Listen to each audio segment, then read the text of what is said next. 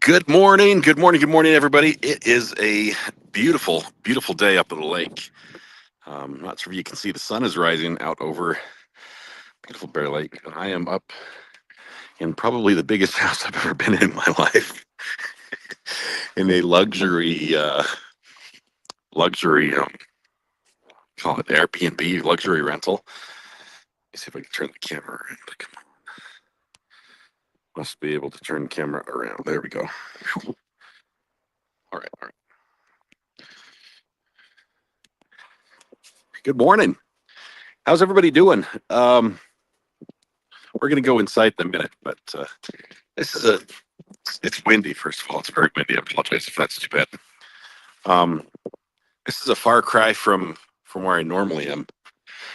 It is strange to not see trees, big, big, tall trees. But, oops, no, there we go. I have to say welcome, first of all, to Shmoopy. I believe Shmoopy was first in chat. I can't put you on the screen right now. I have to be up at my desk to do that, but I'm outside a little bit. So welcome, Shmoopy. The internet is all yours. Everything IP related worldwide is your responsibility. I would say that you have to make sure you keep the Starlink going, but this house has faster internet than my Starlink, and it's great. So I was going to give you a quick rundown before people wake up, because yes, it's true. Everyone stayed up till 3 a.m. Mountain Time last night. Get out to the street so we can show you. There are cars everywhere. I have not yet been in all the rooms in the house because it sleeps 40, like 40, and we have more people than that. So we have two of them. My family's really big. So okay, there's the house I'm in right there somewhere. Right there. And it has a pickleball court in the back, which I think Thomas is super excited about. So I might go live pickleball court for our podcast tomorrow night. Anyway, I think it has 7 or 8 bathrooms, which is great news. But the downside is it's full of kids, like it's full of people, right? And those people are very noisy. So I'm going to have to do a lot of muting on my microphone, because my studio, my bedroom, which I thought I was going to have a studio in, is just a bed, and you can walk around it. Well, it's actually 3 beds. It's got like a built-in bunk bed on the wall, and then it's got a queen or master size bed as well. The air's thin as well up here, so I can hardly breathe. So the kids are having a blast, because there is one of those dual basketball competition things, side by side arcade machine. We've got foosball tables, we've got shuffleboard, we've got ping pong, we have pool tables, 2 different theater rooms. I think we've got 2 or 3 kitchens. I'm not sure which. Yeah, and we filled it all the way up. So it's crazy. It's absolutely wild. Anyway, and it's beautiful. I mean, we've got the lake behind us. I'm gonna head down there either tonight, tomorrow. I don't know. We'll be down at the lake at some point. So I'm outside for 2 reasons. First of all, everyone inside is sleeping. You know what today is, right? I'm gonna do it while this truck's going by, because maybe it's not so bad.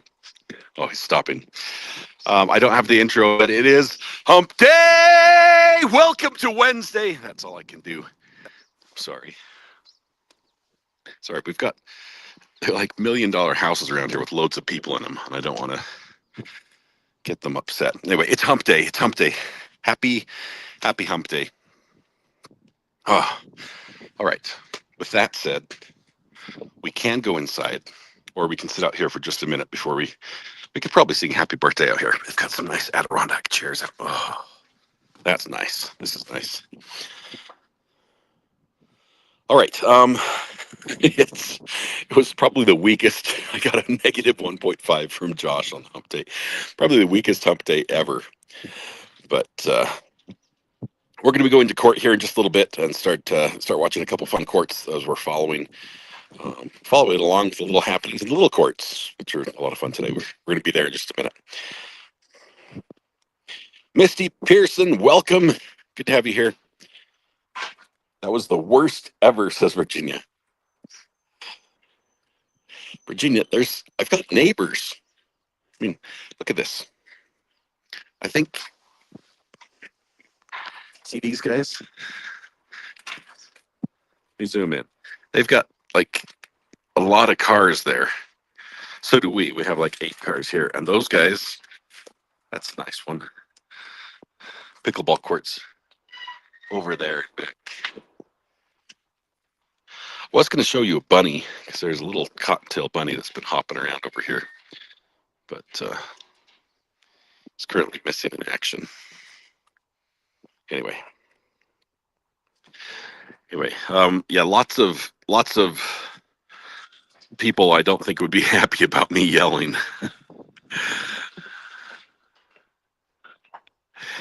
Anyway, we're staying on a property we can only afford to rent for less than a week. It's because this is so ridiculously expensive. But it's amazing. How does one even go about searching for a house that size? We're at Bear Lake Luxury Rental, and it's got their own website. I think they have their own ISP, Internet Service Provider. It's crazy. And we can only afford it because we've got like a whole bunch of siblings that all chip in. So when everyone pays a little bit, then you can afford a really nice place for a little while. But anyway, how's everybody doing? Does anybody have a birthday today? Use your travel credits. I probably could have got this place for free for at least a week. But it's nice. I like this particular one. It's in a gated community, so you have to like enter a code to get in. So so if you are in the area and trying to swing by, you won't be able to, unfortunately. It's almost its own town. I think this development is what do they call it? The mansions at Bear Lake or something. They have a name for it. It's pretty ostentatious. But I'm gonna move out of the wind a little bit. Go over here. It's still windy. The lake is absolutely beautiful. Look at this. It's a massive lake.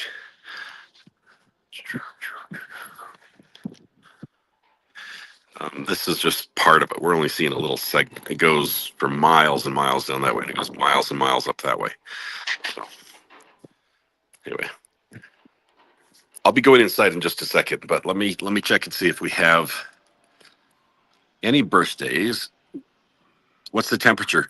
Right now, it's probably I put about 65. It's going to get just below 90, I think, today. But it's dry. It's bone dry. There's fire danger, but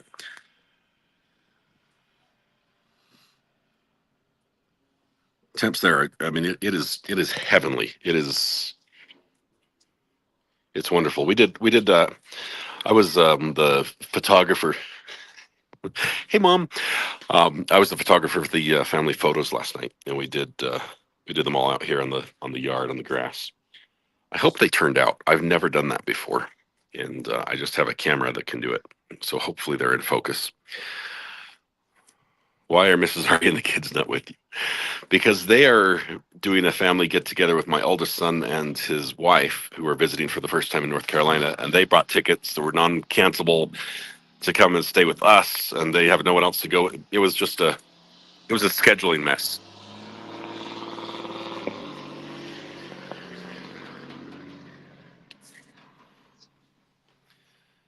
So can we talk to Mom? We have a lot of questions.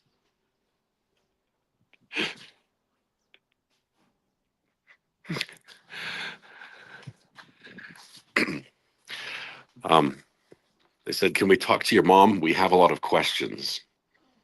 Sure. I'm not sure if the screen is going to be easy to read out here. This is my mom. Um, I don't see any questions yet, but that's Amber's the chat mom.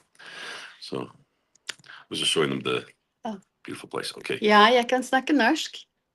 There you go. Hi.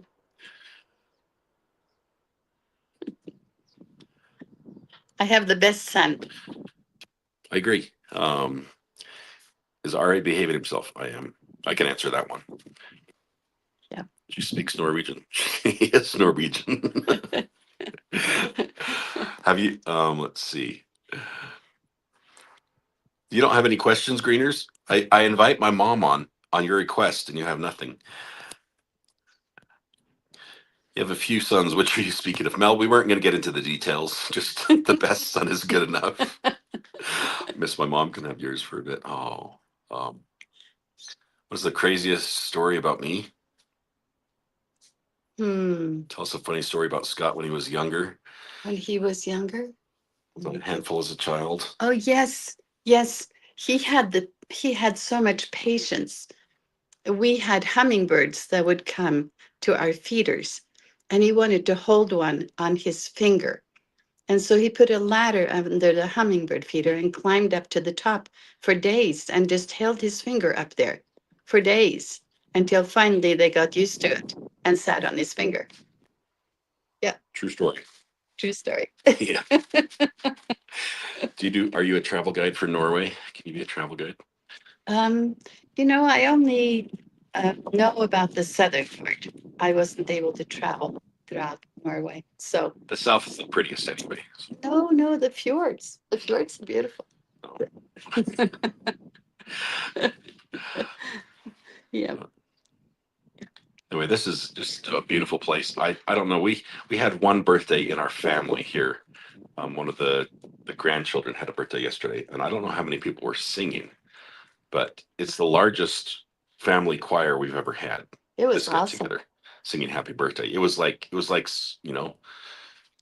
an amazing choir. So yeah, you might have to sing some more and record it. They all sing parts. Yeah. Scott sings bass. And soprano some days. How many are here? Do you know total? We're supposed to be around 40. Well, 40 sleep here, but we've got the 2 houses. Oh, yes, that's right. Well, we have 1, 2, 3, 4, 5, 6, 7, 8. We have 9 at the other house. So close to 50, huh? Yeah, about 50 people. I will tell you that as I'm wandering the house and finding new rooms, I keep bumping into people I haven't seen before. And most of them I think I'm related to. So, Hubby went to Norway when he was a kid and he wants to go back and show me and my kids how beautiful it is over there. It is amazing. It is very pretty. Yeah. Did Scott eat a lot of pickles growing up? I think I ate a normal amount of pickles. Yeah, that's what I think. Just normal. 1 jar at a time. How many grandkids do I have? I have 26. And all but mine are here. Yeah. Sorry. Has Scott ever hung up on you to take a spam call? No. Oh, no. Where does mom live? In her house, at mom's house. I live by myself. She's in Utah. Yeah. Tammy Dunlap is actually up in. Are you still up in Idaho right now? I can never keep up. Your moves are so quick. She was up in Idaho. She makes pancakes for people every morning. Yeah. Yeah, I think that's it. I'll let you get ready and go about your day. I know I interrupted you to pull you out here, but thank you. I can't show you grandkids because we have some that don't do social media. They don't appear on social media. So, yes, we grew up in Utah, so we all went different ways. Now most of us are in Texas. I've actually just got a brother who just told me this morning he's moving to Texas. here in a couple weeks. So, um,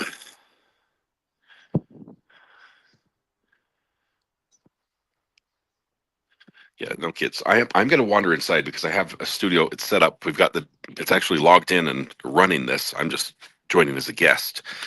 So, we're going to go in and we're going to start watching court a little bit today. I'm going to have to be muted for as much of it as I can because it is mayhem in there. It is absolute mayhem. Where do we fall in line, the siblings? I'm number 5. 5 out of 10. Texas, where families seem to go. Half of mine is there. Do they know and appreciate your little man in the corner? Some of the my nieces and nephews really like the fact that they have an uncle who's a YouTuber, and so I brought them stickers. So, um, let's see.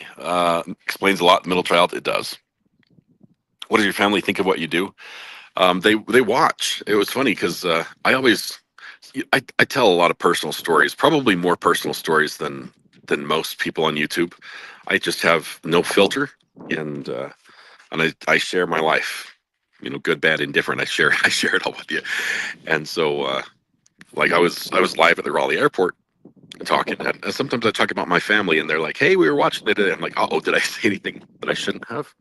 I'm sorry, but they're very supportive. They think it's cool. Come to Texas, I'll show you guys around. That sounds awesome. We have, let's see, we've got 1, 2, 3 families from Texas are here right now. Did you see Sarah Boone's attorney quit? I'm sorry. I just thought of something funny. It was completely unrelated. Didn't laugh at your spear of spiders. We have spiders here. Like back in Utah, there's spiders.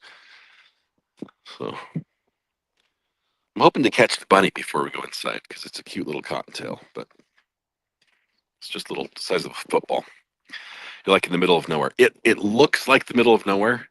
The reason it looks like that is because these homes are $1-2 million homes, and they have large properties, and they just develop the whole mountainside. Anything with a view of Bear Lake is the lot itself is probably $300,000.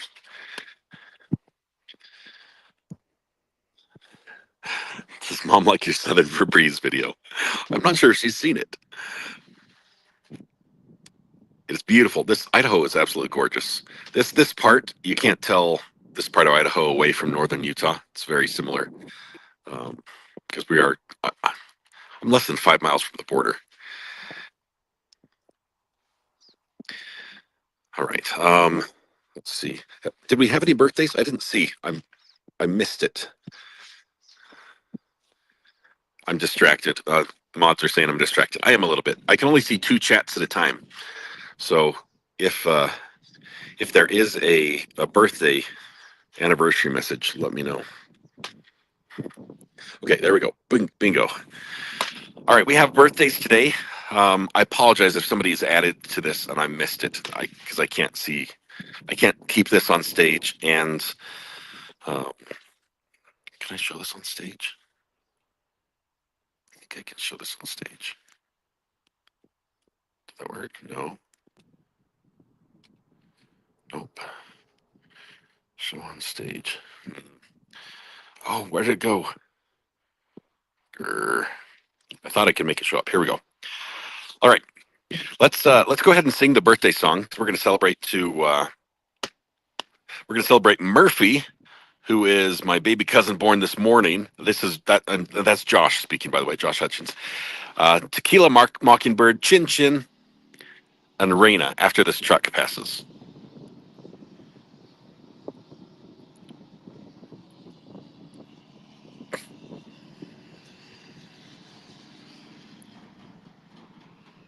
Okay, here we go. The way this works is I am going to sing a cappella, and you are going to sing with me, so I don't sound terrible. And everywhere, wherever you are, stand up, take a deep breath of that gorgeous morning air. Project your voice to the back of the room. Blend your voice with your neighbor. Warm up with me, if you will. La la la la la la la. That works. Oh my goodness, that truck almost hit that person's dog. It's just wandering the road. Okay, there we go. Happy birthday to you. Happy birthday to you. Happy birthday, dear Murphy, Tequila Mockingbird, Chin Chin, and Reina. Happy birthday to you. The neighbors are looking at me funny. All right. Murphy, who's probably too young to experience the pancakes, but Tequila Mockingbird, Chin Chin, and Reina, happy birthday. I realize there are a million places you could be, a million people you could have celebrated with, but you chose to be here with us. The privilege, the pleasure, the honor is ours. Hopefully, we can turn that pleasure back to you. Make your day more special or begin by helping yourself to free pancakes at Denny's, IHOP, Village Inn, Waffle House, McDonald's, Tammy Dunlap's house, Bob Evans, Andy's Grill, and Cracker Barrel. I got the order wrong, but they're all there. Happy birthday. Thank you very much for being here. Uncle Josh. It's got a nice ring to it, Uncle Josh. Josh, congratulations. That is so cool. Baby born at 3:15 this morning. And I think that's about when you texted me as well, Josh. I don't know. It seemed it was early. But happy birthday, Tom. All right. I'm going to go back inside and we're going to start watching some court because there's some fun stuff happening in the world of true crime.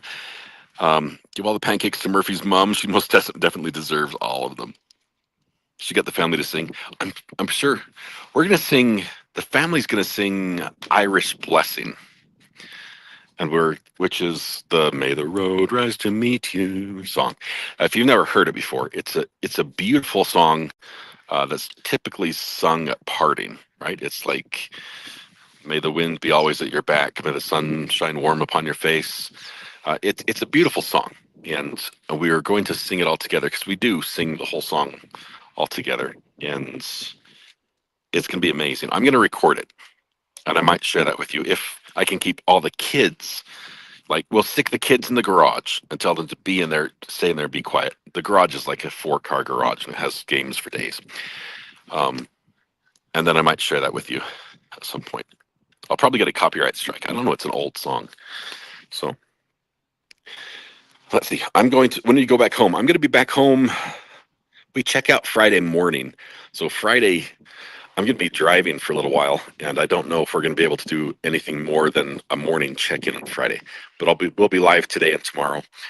So what I'm going to do is keep the camera on me and go back in the house and get set up because they should be awake. I mean, the sun is up. It's a beautiful day. They're not awake. Check this out. We have to be quiet. Show you the kitchen. So we've got the double oven, leftover watermelon cake from the birthday. It's actually strawberry, like 6 burners, massive sinks, fridge, pantry. I'm upstairs when I go up here. Hopefully I'm not too loud. Beautiful view out the window. I don't get one of those. And right here at this beautiful balcony is my office. So this is where I'm going to be coming to you live from. Let me show you my bedroom. It says beach, but that's it. I didn't make my bed. So I've got a big bunk bed. All my clothes are on that one. And I get a view of no lake. Just get that view out the window. So I have found the one whom my soul loves. This house is full of these little like Airbnb type motivational quotes, art. All right. Put on our headphones.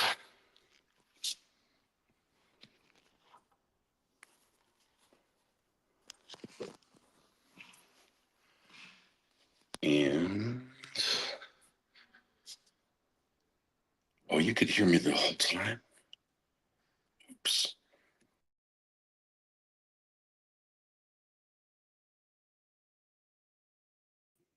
There we go. Okay, I'm gonna move this. Stop.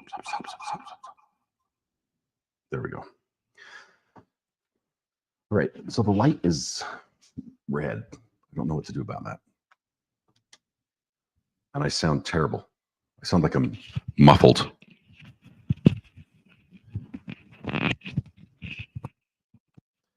I'm using new mics, and they're a little different. Okay, good morning, good morning. We're gonna reset this. Is that better? There's a little echo. But, all right. I think I need to say a few things. Let's see. Kelly H, thank you very much for the gifted membership. First thing this morning. This is weird because I have about a quarter-second delay in my ears. That's wild. Thank you for that. Kelly H also says, vacay was a star-spangled awesome. But back to the real world and trial watching. Thank you. Drama Llama Mama, member for 9 months. Woohoo, baby time. It's the time for the gender reveal. Kelly H, coffee for Mama RA. She was up so late with the rest of us. Kelly H is back. Yay. Kim, thank you very much. And Kim also says your mom is beautiful and super sweet. She is both of those. Cheryl B, pickle lover, member for 22 months. OG says, good morning. Your mom is lovely. Enjoy your trip. I definitely will. And Virginia says, thanks for taking us on vacation with you. Thank you, Virginia, for your support.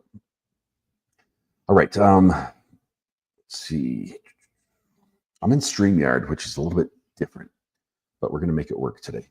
We have a little bit of Judge Dad. You saw my mom. Now we're going to Judge Dad. So give me a second to get him pulled in.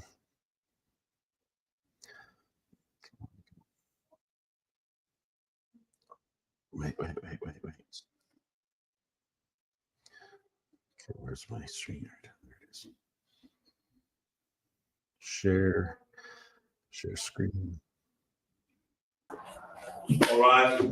Third floor now, stepping out of my camera now. Be seated, please. I'm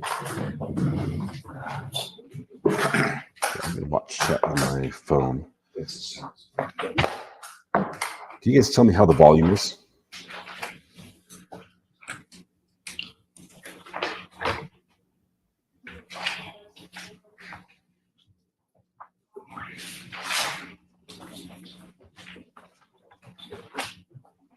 Did you bring the other? Yeah, he's good.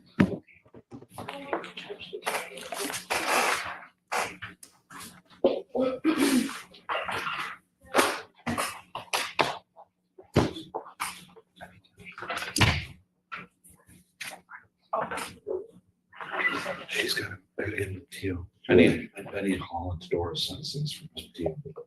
So here's all.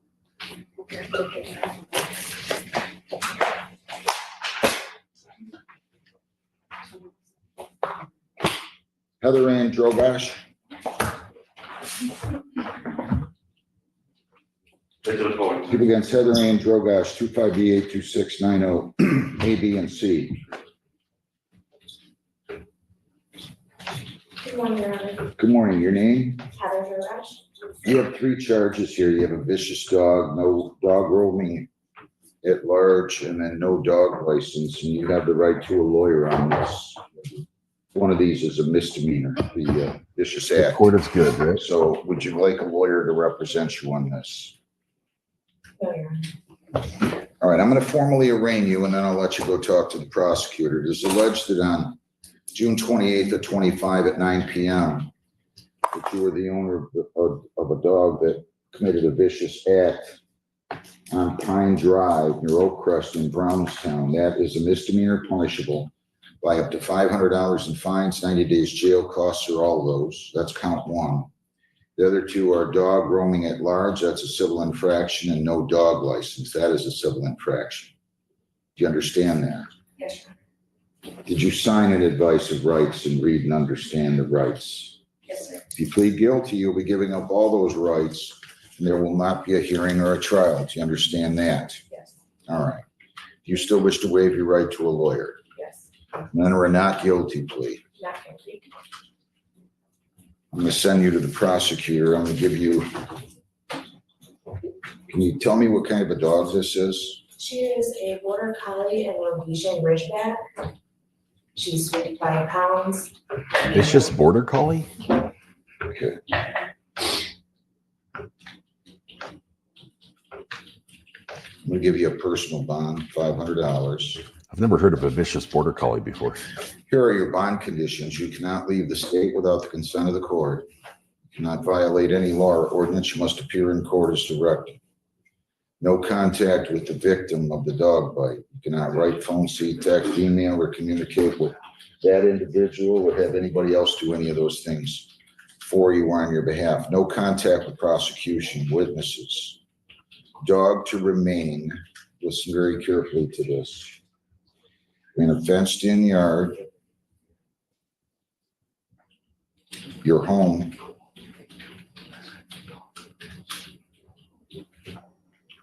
or on a leash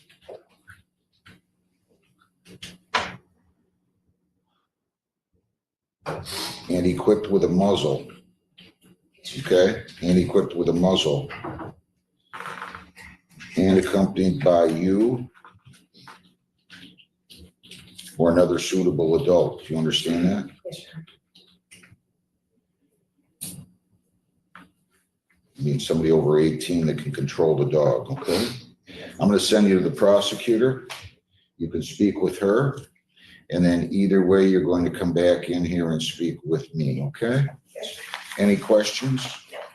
Okay, we'll see you in a few minutes. Timothy Sean Walsh, 25B148654A and B. Could I have Crystal Wren seated at the table, my right, your left? Crystal Wren over here at the table, my right, your left. Sir, your name? Tim Walsh. You're charged with driving on a suspended. At least he's dressed We nicely. adjourn this until today. Did you talk to the prosecutor yet? Today, no. Yeah, you're supposed to do that. Do you want a lawyer? No, sir.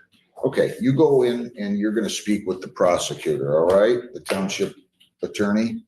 And then either way after that, you're coming back in front of me, okay? Yes, sir. All right, so you can go right out in the hallway. Thanks. People against Wren, Crystal Denisha Wren, 25B148897 A, B, and C. Your name? Crystal Ring. You're charged with driving on a suspended, expired plate and no proof of insurance, and you have the right to a lawyer. Would you like a lawyer? No. I'll go ahead and arraign you and let you speak to the prosecutor. Then it's alleged that you did operate a motor vehicle on Telegraph near Reynolds in Brownstown on July the 6th of 25 with a suspended license. That is a misdemeanor, punishable by up to $500 in fines, 93 days jail costs, or all of those in 2 points. You understand that? Yes. You're also charged with expired plate and no proof of insurance. Those are 0-point civil infractions. Do you understand that? Yes. Did you sign, read, and understand the advice of rights form here? Yes. If you plead guilty, you'll be giving up all those rights and there will not be a hearing or a trial. Do you understand that? Yes, sir. All right. You still wish to waive your right to a lawyer? Yes. I'm entering a not guilty plea. $500 personal bond. You don't have to post any money. But here are your bond conditions. You cannot leave the state without the consent of the court. You cannot violate a law. You must appear in court as directed. Do you understand all that? Yes, sir. Any questions? I didn't have insurance. You go, no, that's, you talk to the prosecutor about it. Okay? Good luck. Either way, you're coming back in front of me.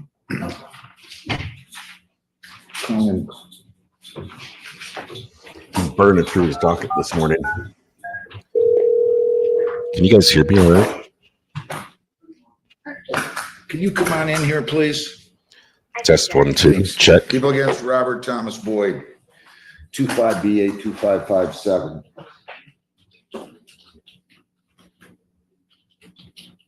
Can you guys hear me at all? Yes? Okay. I just can't hear myself. It's weird. Your name? Coming in. Thomas Boyd. All right. Mr. Boyd, you have the right to an attorney. I'll be happy to give you one at public expense if you would like one. Would you like a lawyer? No, thank you.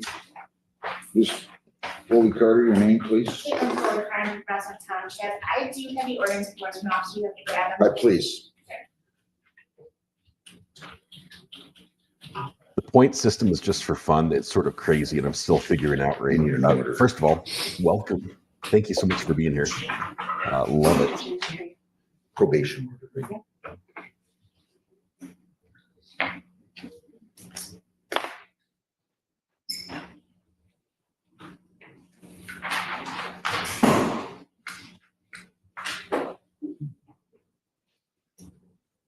Good morning, your name?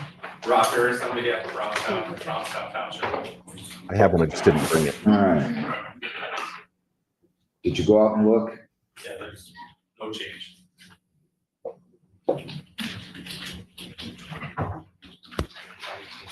Was he supposed to do something?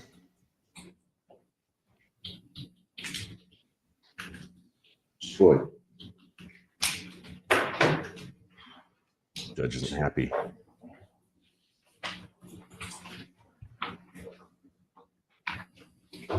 Mr. Boyd, Welcome. It's so good to have you on the live. Mr. Boyd. This judge is gonna. you're gonna force me to do something that I don't want to do.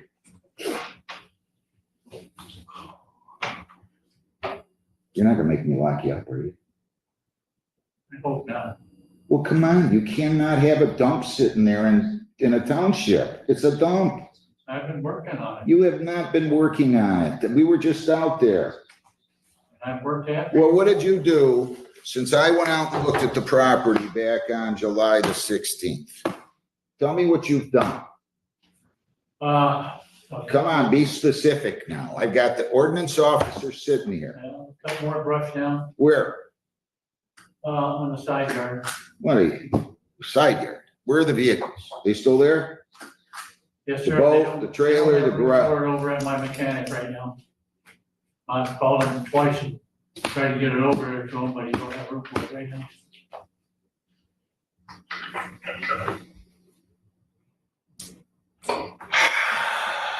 I'll call him again today when I get out of here. Mr. Boyd. They've warned you before.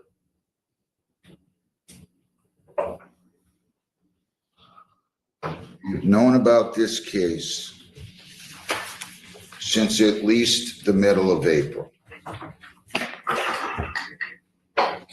This is the end of July.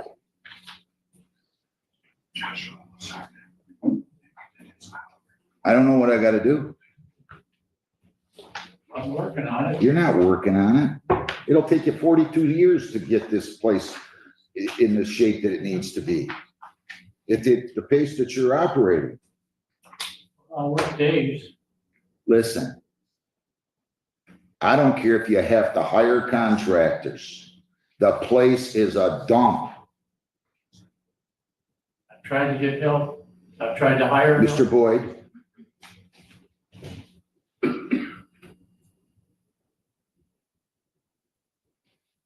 Nobody wants to work. Willing to true. pay them $10 an hour a day. $10 an hour. No wonder they're not willing to work. Well, I make minimum wage. I work for it. You're not gonna find anybody to come over there and deal with that mess for $10 an hour. Well, they have to work with me, but it's, Where do you work? I work for, Motor City Solutions. I'm a test driver for Ford products. This is just, this one request in your, did you send this to Mr. Boyd? I did, Your Honor. You He has got a winter boat storage is only permitted on residential waterfront surfaces pursuant to your code 13.09. Right, that's just to ensure that the boat doesn't remain there over the winter. He's got old cars, boats, everything on his property that are just broken down. Probably trees growing through them. He's been here several times in front of the judge. It's a dangerous structure to begin with. Yes, sir, they've done a number on it. Who's they? Who parked the vehicles there? Who parked the boat there? Who let the garage go to the point that it's dilapidated and needs to be taken down? Come on. They tore it up. I don't know what you're saying. You told me this when I was out there. I don't want to hear it at this point. I mean, you saw the windows were knocked out of it, you saw the door was tore off. I didn't do that. The door was tore off my tool trailer. I'm missing. I have a feeling once I order this, you're not gonna do anything. Uh-oh. I work on it every day I can. Come on. Really? No, you don't. No, I don't believe you. You're not being truthful. I am being truthful. It's rained a lot of days. You told me that too. Yes, sir. It's rained a lot this week. It's gonna rain today. Is it? Okay, Sonny Elliott. Pardon? Called him Sonny Elliott, the weatherman. Didn't it rain Sunday, right? Or Monday? Did it rain Sunday? Rain Monday. I know. Did it rain Sunday? No. Did it rain Saturday? No. Yeah, that's it. Did it rain Saturday? I wasn't here. Some,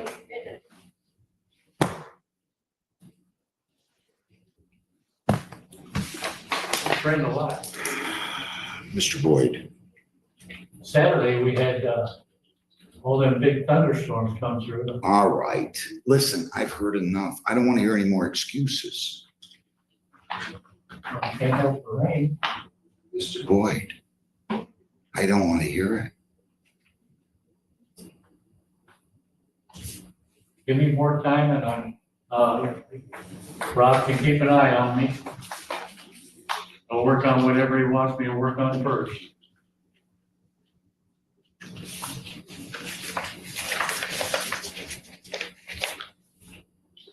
Anything else?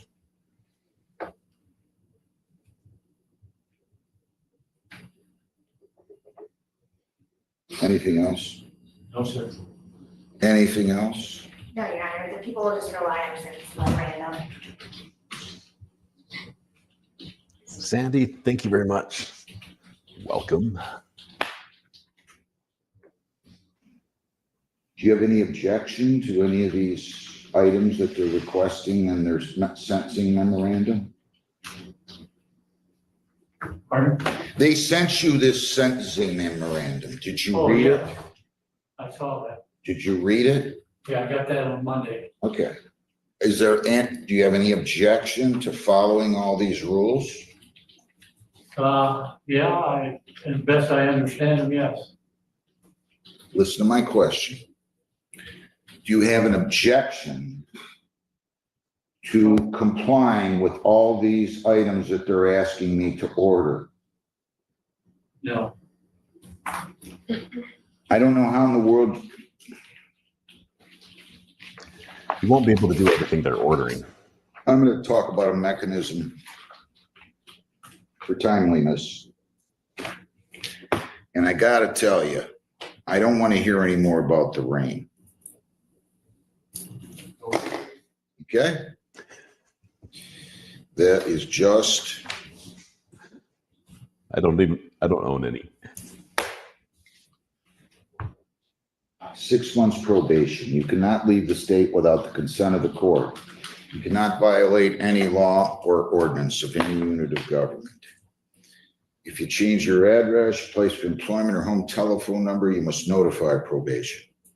You have to report as directed. I'm not going to copy all of this. I'm going to put it in an order. Amy, you can tell probation.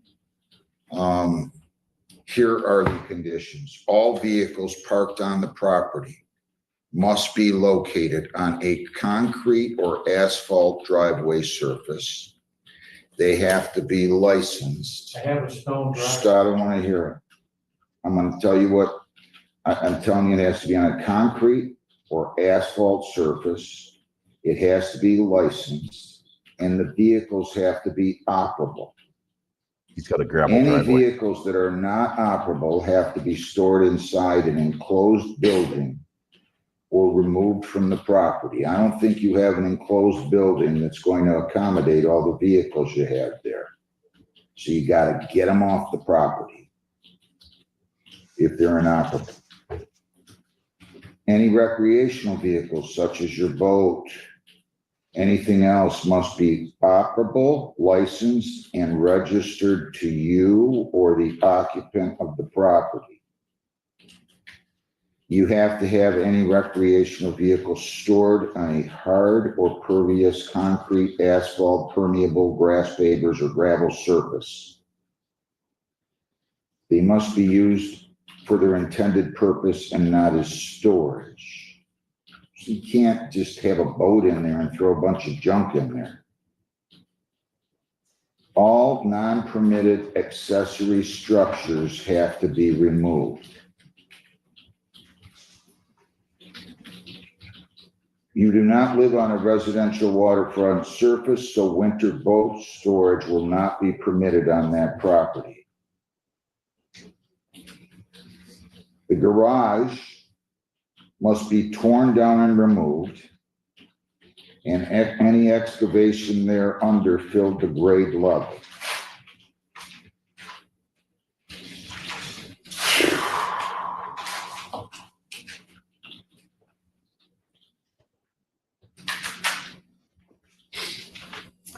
I think the problem is he hasn't been making any efforts on this. The judge personally went out to the property and checked it out. And so now he has to. Did I sufficiently cover that one? I think I did. I think so, yeah. Junk, trash, rubbish, tarps, anything that creates rodent harborage or refuse of any kind needs to be removed. Harborage is a good word. Okay? Okay, Junk includes parts of machinery or motor vehicles, unused stoves or other appliances stored in the open, remnants of wood, metal, or any other material or other cast off material of any kind. Weeds, grass, and undergrowth must be cut and maintained so as not to be higher than 8 inches pursuant to ordinance. You are to allow township officials on your property for a compliance inspection, at least weekly or more. Now, Weekly or more? I want to know about a timetable here. This is only 6 months and I want this done quickly. Sir, you seem like a nice man, but you cannot have that kind of junkyard in the middle of the township. You can't. Well, I know you say you understand, but you're not moving. You gotta move. I feel like I have to. I don't have a whole lot of time after work. I don't know what to tell you. That property did not reach that level of sloppiness, junkness, whatever you want to call it, overnight. I would have to say it's taken years. You got to move. Now, Tabitha, type up everything on there, and you're going to attach it to this. Now, let's set timetables.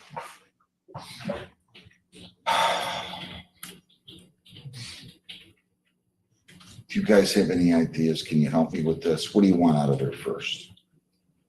Probably garage. Yeah, the road and harborage, that type of stuff is probably the biggest hindrance, or, you know, the biggest complaint from the township is the road and harborage, which includes trailers and the garage. I mean, there's trailers that we didn't even see that, you know, behind in the brush. Why don't you get your sons to help you? Pardon? Why don't you get your sons to help you? You said you had 2 sons last time, did you not? He's working 7 days a week, 12 hours a day. My other son works up the other side of 15 Mile Road. How are you gonna get the garage torn down? That's my main goal to go. Well, I need it done now. How long is it gonna take you? I don't know, I gotta see about, getting a junk trailer and, Well, I know, but I want a timetable. well, I'm giving it until September 1st to have the garage removed. how about Christmas? No. Christmas, I might have to end up doing it myself. sir. I don't think you're understanding. Christmas. This is the problem, you're procrastinating. September 15th, I want it down. We're sending a review hearing date, Amy. I need a review hearing date, garage to be removed by September 15th. I don't care how you do it, who you hire, who helps you, who doesn't help you. I want it done by then. I'm not going to worry about the excavation levels at that point, but by September 15th, give me a review hearing date, please, right on my first docket day after September 15th with Brownstown. September 24th at 8:30.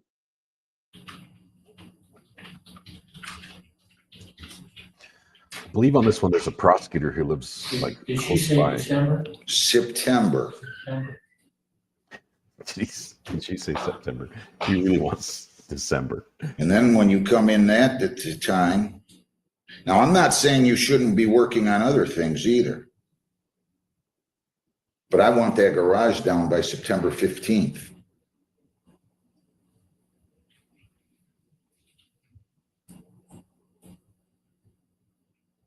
So you're gonna put that in the order. Does anybody know any cleanup YouTubers in the area? All vehicles.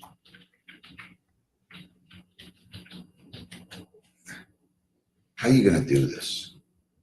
The judge How knows. are you gonna he do can. this? You're gonna have to get rid of those vehicles.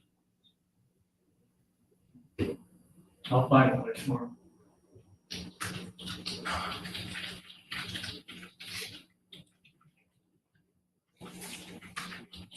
Order, you include this, order pertaining to vehicles must be complied with by October 1st. Do you understand? Sure. We'll send you this order. You're gonna pay fines of $200, costs of $100, 75 victims' rights fee, $50 justice assessment. I'm not looking at making you go broke here. $545 is your total, including its probation fees. We're gonna give them a review hearing date in 6 months also. So prosecutorial review hearing date will take place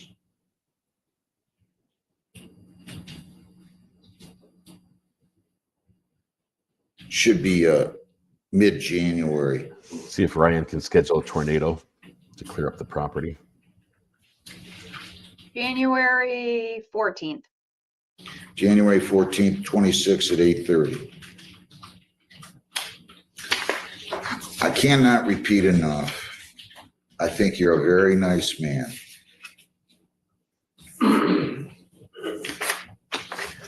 Synthwave, this guy has So I want to print out a a review junkyard hearing full of for rats. September 24 at 8:30. Review date, January 14 at 26 at 8:30. And John, when you go over probation, I want them to schedule an appointment for him to come and see them because I have to type up this order. Okay? Anything else you want me to do or asking me to do? No, Your Honor. I think it's on Mr. Boyd. I'm just gonna give you until January 1st to pay all your fines. Okay? There's a Actually, I'm gonna make possibility. it December 20th, There's 25. because You have to Christmas pay all deadline. your fines by then. You go down, get your printed notices. You're gonna go over to probation. They'll tell you when you have to come back. I have to have an order typed up. I need to file that. And Your Honor, with my job, I have to deliver cars to Ohio and Yeah, you could, I told you at the time of the bond, but thank you for bringing that up. You can leave the state for employment purposes, okay? thank you. Can leave state for employment purposes. Now, I want to make sure that you're not gonna go out of here, leave this building, and forget about everything I just said. Steph, I am enjoying it. I have We're that just all paper at sleeping. home. Okay? Let's get started.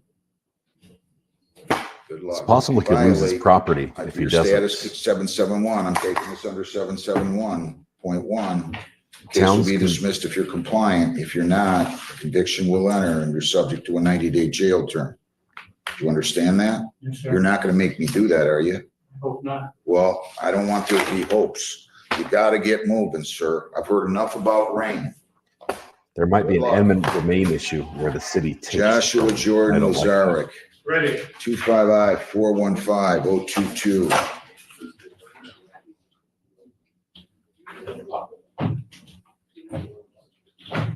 Good morning, Mr. Bulahanis. Good morning, Your Honor. May it please the court, Greg Bulahanis, P36431, on behalf of Mr. Lazare. Mr. Lazarek, your name, sir? Joshua Jordan, Lazarus. Lazarek, okay. All right, so for purposes of arraignment, does he stand mute and wait for him? Yes, Your Honor. So I will enter a not guilty plea, and now there's going to be a plea to operating while impaired. I actually have a B file, another file, I should say, 25002, ticket number I-415. He's completely responsible for the PBT refusal as well. Right. Okay, so is that what you want to do, sir? Yes, Your Honor. You hesitated. You sure? Yes. If you plead guilty to operating while impaired and responsible to PBT refusal, I'm going to dismiss the operating while intoxicated on motion of the prosecutor. The possible penalties on this charge are up to 300 fines, 93 days jail, 360 hours community service. Court costs are all those. 4 points will be added to your traffic record. Your license will be suspended or revoked in accordance with your record. Your vehicle could be or might have to be immobilized depending upon your record. You understand that? Yes. And did you sign, read, and understand the advice of rights? Yes, Your Honor. If you plead guilty, you'll be giving up all those rights and there will not be a trial. Do you understand that? Yes, Your Honor. Okay. To the charge operating while visibly impaired, how do you plead? I'm sorry, can you say that again? Sure. How do you plead to the charge of operating while visibly impaired? Guilty. On May 30 of 25 at 8:15 PM, were you operating a motor vehicle on Meridian near Grosseal Parkway in Grosseal? Yes. Did you drink alcohol prior to that? And if so, what did you drink and how much? Yes, mixed drinks and roughly around 5 or 6, What kind of mixed drinks? vodka and lemonade. And was your ability to operate that vehicle impaired because of the consumption of the alcohol? Yes. In what way? Why were you pulled over by the police? He was unable to maintain his lane. Is that right? You were crossing the center line, is that true? Or driving onto the over the fog line? Yes, Your Honor. And you think you did that at least in part because of your alcohol consumption? Yes. Was this a breathalyzer or a blood test? Breathalyzer, Your Honor. And what were the results? 0.21 and 0.22, I think. And you so stipulate that was an accurate plea? Yes, Your Honor. Accurate reading for purposes of the plea? Yes, Your Honor. Are you on probation or parole? No, Your Honor. Anybody force you to plead guilty? No, Your Honor. All right, I'm gonna accept your plea. I find it to be an accurate plea made voluntarily and understandingly. The plea is accepted. I'm going to dismiss the OWI and to the charge PBT refusal, responsible or not responsible. Responsible. Okay, I'll accept that plea. We're gonna defer the sentence on that. I'm gonna have it at the same time as I have the operating while impaired. I'm gonna give you a $1,000 personal bond. You don't have to post any money, but you cannot leave the state without the consent of the court. You cannot violate a law. You must appear in court as directed. No alcohol, no marijuana, no illegal drugs. I'm gonna order that you attend AANA at least twice a week, and that's gonna be in person. We're gonna give you a form. Every time you go, you have to have the form signed. Every time you come to court, you have to bring the form with you to evidence that you've been attended. So you want to make sure you get that signed. Don't lose it. Don't let your dog eat it. Anything else that I've heard over the last 30 Let your dog years. eat it. Okay? Do you understand everything? Yes, Your Honor. Where does he work, counsel? DTE, and he is attending counseling, Your Honor. Bernie Ball. No, Okay. He's suffering from depression. He has a counselor that has been seeing for the last couple of months. Is that correct, sir? I've been seeing a therapist for the last couple of years. There's Okay. roughly about 6 months after he moved, and then I got back in touch with him. I've been seeing him every other week. I also see some help through the VA. Good. So you were in the service? He was, yeah, he's honorably discharged after 9.5 years. In what branch? Marine Corps, Your Honor. Congratulations. Thank you for your service. And I mean that. My father was in the Marine Corps. He's a major and I had the highest admiration for anybody in the military.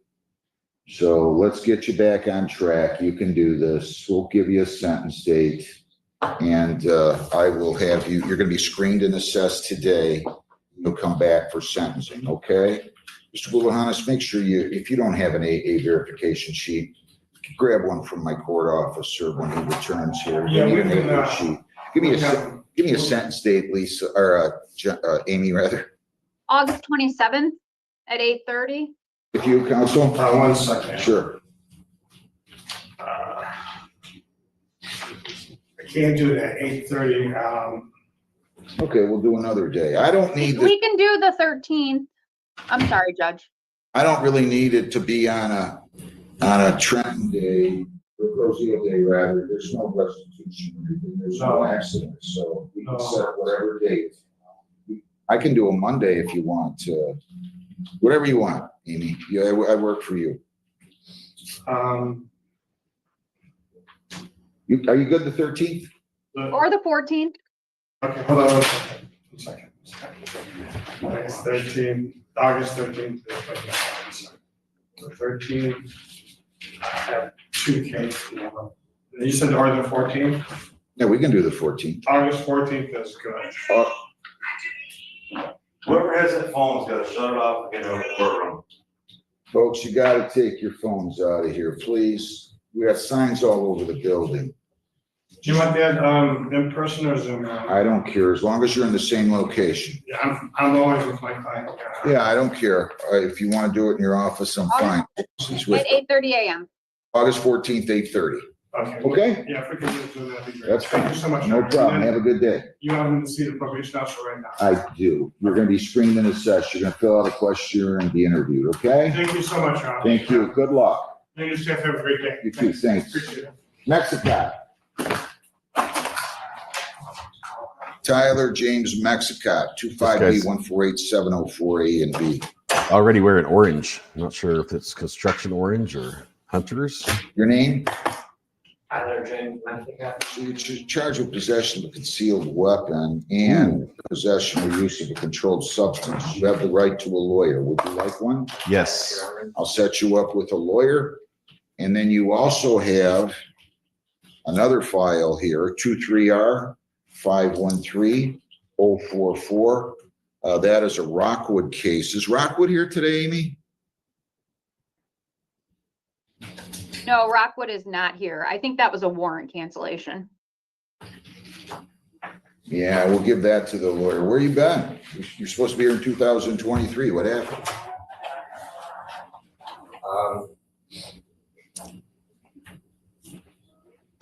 I honestly don't even remember that. You know what the title of my book's gonna be? Don't tell the judge I forgot. Okay? And that's gonna be the title of my book. Go talk to a lawyer, then come on back in here, okay? See you back here in a few, Mr. Mexicott. Barnier, He's going to be back in a minute. He was supposed to be here years Brianna Ray ago. Barnier, 25B1486694, A and B. Your name? Is that your phone? Is that your phone or your mom's? Fraudulent schemes and contributing to delinquency of a minor. You have the right to a lawyer. Do you want one? I'll set you up with one, okay? Go out in the hallway, get your, you meet with the lawyer. The lawyer will She's meet gone. with the prosecutor, She's gone. and we'll go from there. Tabitha. I can hear people downstairs. I think breakfast is almost ready. It's only 8:30 in the morning here. Melnowski. Joel Dean Melnowski, file number 25B148750. How you doing, Mr. Melnowski? Your name? You're charged with a super drunk violation, which is punishable by up to 6 months in jail. You have the right to a lawyer. Do you want one? Okay. We'll set you up with an attorney. All right. Good luck. My older brother's doing breakfast burritos. He's cooking them right now on the Blackstone grill. They smell delicious. Who are our lawyers today? Fight for my own food here.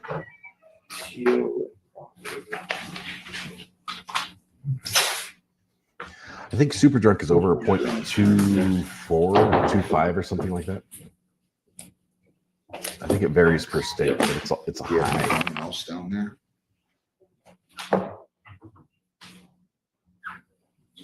I'm gonna get breakfast in a minute. We're up till 3 o'clock in the morning. So Morning, Mr. we're Teal. spending lots of Morning, time. Mr. Red. Good thing.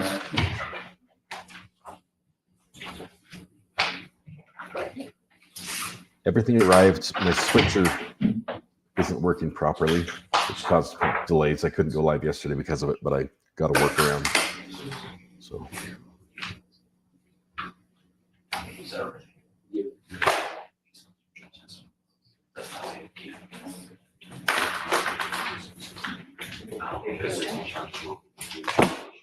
John Earl Davis.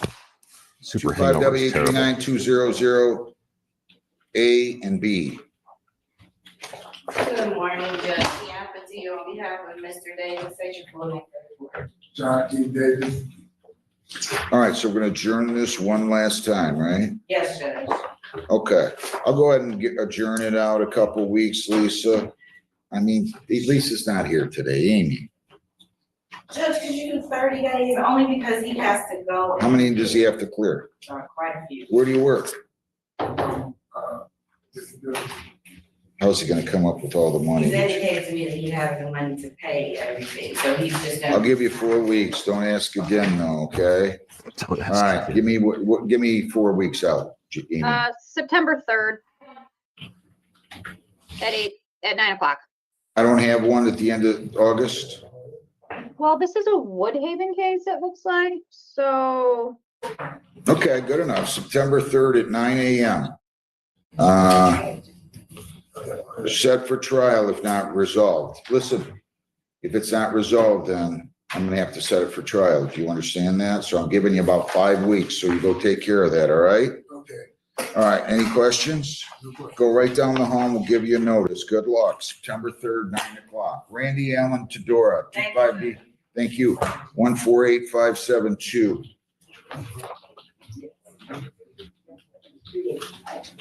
Good morning, Judge. Deanna to you on behalf of Mr. Fedora. State your name for the board. Randy Tedora. All right, I need a order. Mr. Tedora pled guilty of open house party. The agreement was that would be taken under section 771.1. Open house Length of party. time to be in the court's Who wins? discretion. Today's the date scheduled for sentencing. Anything you would like to say? Yes, Your Honor. Mr. Tedora has been employed at Ford Motor Company for 29 years, and he has indicated to me that he is able to pay the fines and costs today. Okay, anything else? No, Your Honor. Mr. Tedora, why were you doing this, Mr. Tedora? It was a bad day on May 10th. I'm sorry? It was just a bad day on May 10th. I know, but you had 50 kids that were drinking at your house. What if one of them gets drunk? It only happened 10 minutes. I mean, it was not a party that I had 35 people show up in 10 minutes. And not one of them knew who I was. Some teenagers had a notification set, and I don't know, You don't authorize your kids to have parties, drinking parties at your house with minors, do No, you? that's not how it happened. I Well- mean, I had 30 kids on my sidewalk and not one of them knew who I was or anybody in Did the you house. tell them, you better get out of my house, you're drinking, it's, Yes, they looked at me and didn't know who I was and was the rudest people I've ever met. And they were exactly the same way to the police officer. He lined them up on all my sidewalk and not one of them was from Woodhaven and not one of them knew who any of us was in the house. well, if they're rude people, They were coming through the backyard, they were jumping fences. There were 3 cars with 35 people in them. It all happened. 3 I cars, mean, if it was a 35 party people. for 2 hours, I would have had the cops called a long time ago. I mean, it was just shocking, all seriously. your kids invited some people over. All 30 of those people didn't even know who my kids were. Didn't know anybody from the party. You mean they all just decided we're gonna go up and drink at this house with nobody inviting them? They were in there illegally? Come on. They came in through the side, they came in through the I back. know, but get- somebody invited them, whether your kids invited 4 kids or 2 kids or 20 kids or 30 kids, somebody invited those kids over there. They didn't According just, to the police report showed that none of those kids knew who we were or had the address. They showed up to a friend's location, but none of them, they were lined up on my sidewalk. One person from Woodhaven, and they were hiding in the back room, according to the police report. yeah, Get bottles of vodka in there. They were playing beer pong. Somebody let the kids in. They didn't break into the house and start playing beer pong and bring bottles of vodka with them. Now, listen, don't make this worse than it is. I know. Somebody needed to call the police if they were breaking into their house, right? They did. The cops came 5 minutes after. Did you call the police? The girl that was in my Did house. you call the police? My next door neighbor called the police. Ah, Why I was trying to. did your kids call the police? They were in shock. They didn't know any of these people. They didn't know any of these people. I mean, I can't believe that you're saying that you don't know what 17 and 18-year-old kids are doing nowadays. They don't care. Mr. They Todora, don't care. Mr. Todora. Yeah, all right. The lawyer's I like- could tell you stories that you wouldn't even comprehend. I get it. I'm learning now. Don't tell me that I don't know what's going on out there, but your story does not make sense. That 30 to 50 people just started congregating in your house without permission, without your knowledge, without your kids' knowledge, and they're playing beer pong, and having bottles of vodka. You're making it kind of worse for yourself because you're not accepting any I responsibility. accepted all the responsibility. I'm just telling you what You happened. keep interrupting me, so that isn't good. 6 months probation under 771.1. You cannot leave the state without the consent of the court. You cannot violate any law. You change your address, place of employment, or home telephone number, you must notify probation. You have to report as directed. I'm going to order that you serve 2 days of community That's funny. service. You have to have that complete by September the 10th. Okay? 16 hours community service by September the 10th. You're going to pay $100 in fines, $100 in costs, $75 victim's rights fee, $50 justice assessment, $120 in probation fees, $40 in attorney fees. Everything included here amounts to $485. About what he spent on alcohol for the kids. If you violate, your probation could be revoked. You could be incarcerated for 90 days. If you're compliant, at the end of 6 months, you come back. I'll be more than happy to dismiss this case on motion of the prosecutor. We're going to give you a review hearing date. You're going to go down the hall, pay your fines. Then you're going to go over to probation where they will instruct you. Do you understand everything? All right. Give me a date in mid-January. Okay, I'm going to run downstairs and grab a burrito. I'll be right back. I'm going to bring you with me. January 14th. At 8:30 in the morning, sir. January 14th at 8:30 in the morning. You come back. If you're compliant, the case will be dismissed. Do you understand all that? Yes. All right. Any questions at all, Ms. Patillo? No, Your Honor. Do you have any questions, sir? All right, probation will instruct you. Go down, pay your fines, pick up your notice, don't lose it, and then go meet the probation. Best of luck. Thank you. Thank you, Judge. I'm gonna real quick take this one. Don't go anywhere though. Stevens Disposal and Recycle, 25B148990 A and B.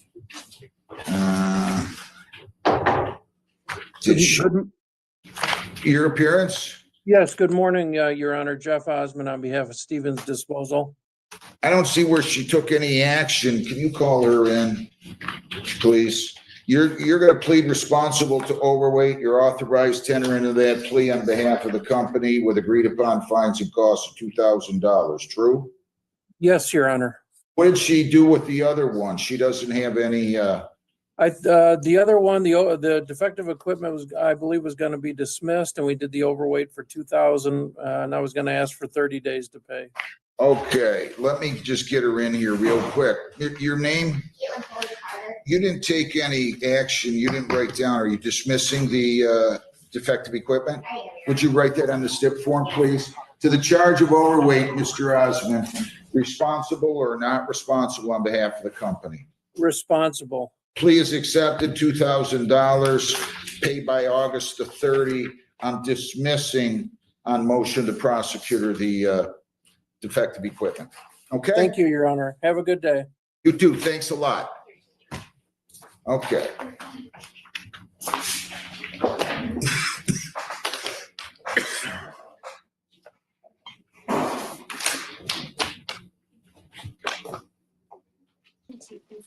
Well, the judge is handling court. Mackenzie Goff. Hash brown's cooking. Got some Mackenzie scrambled eggs over Lynn here just Goff. finished up. 25B148638. This is A and C. I think we might have something in here too. Or hash browns. Oh, wait a minute. You gotta go. Okay, you gotta go a lot louder than that. Can I have the victims up here, please? Come on up. Show you this backyard. real How old quick. are you? 16. Go off the YouTube. Stand right over there. Oh no. Oh no. I have to run upstairs and shut it off. Okay. Got to run upstairs. Pickleball court in the backyard as well. So good fun. We'll be on the pickleball court tomorrow night for the podcast, live from the pickleball court. So, all right. The judge killed YouTube, so now I have to run upstairs.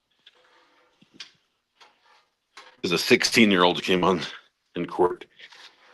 All right, let me turn the camera around. All right. So there's the back deck kitchen. There's like a mini bar thing here. Not really a kitchen. I think down this hall, more bathrooms. Down that hall, there's another kitchen. More rooms, more bathrooms. I think we have like 8 bathrooms here. I don't know how many bedrooms. Come on. Hang on.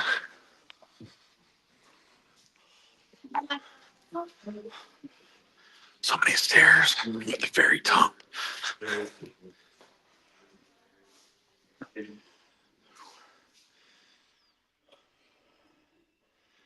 All right.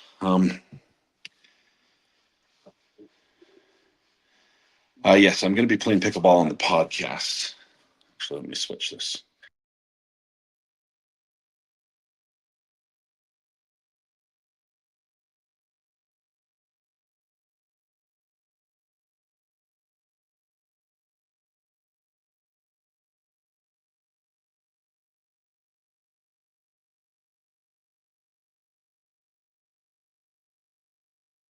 All right. Can you hear me now?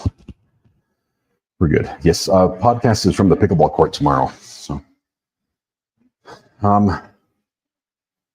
out of breath. I tell you, I'm not the most in shape person, right? But this high altitude stuff coming from sea level, I just can't get enough air. It's crazy. I did want to tell you one before we go back to the next court. I wanted to show you a little something. If you've never stayed in the Airbnb, they all have books like everywhere. They're all the same. Girls stop apologizing. Didn't see that coming. Dare to lead. Braving the wilderness. Limitless mind. The rumor. We're not done. We've got 2 more stacks.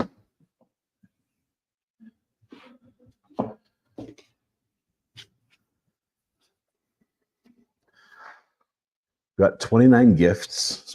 29 gifts. The life-changing magic of tidying up. Summer Sisters, Think Again, and You Are the Universe. The stack's too big. I have to split it up.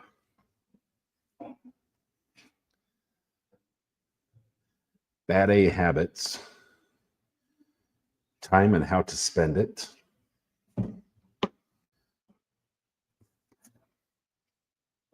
This one, which I think goes with the other one.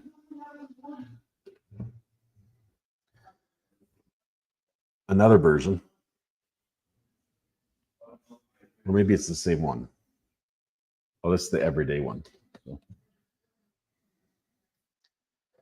Chicken Soup for the Woman's Soul. I haven't read that one yet. Tree Spirited Woman. Read this till you believe it is this little tiny book right here. And Set Boundaries, Find Peace. You will find these books in every Airbnb. I don't know if there's like, you just order Airbnb books. These are the ones you get. They're all self-help and feel good. And there you go.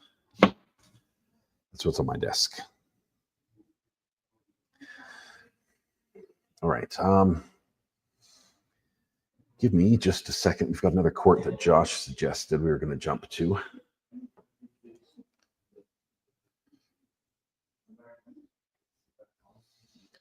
Let's see. Judge P. O'Donnell.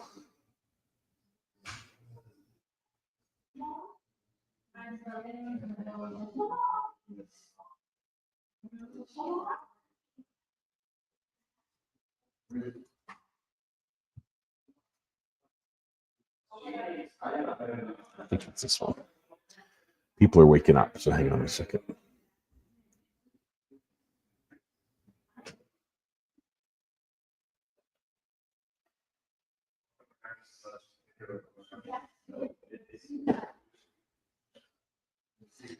Trying to find the spot. That's not it. I'll share it with you in just a second. Hang on. I think it's this one right here. This is Minecraft Court. Sound is terrible, but just one second. We'll get it fixed. Stop that screen share. Share this one.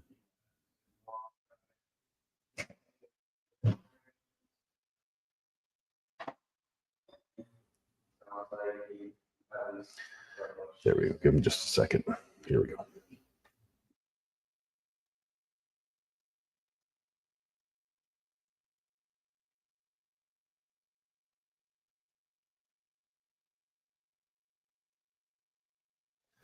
Lori, I'm in Bear Lake, Idaho. Well, I'm at Bear Lake in Idaho. I think I'm in a town called Fish Haven or Paris. I'm not sure exactly where. I think it's Fish Haven. But we are at a family vacation. Flown over here to hang out with all my siblings and my mom. And there are like 50 of us here. And it's crazy.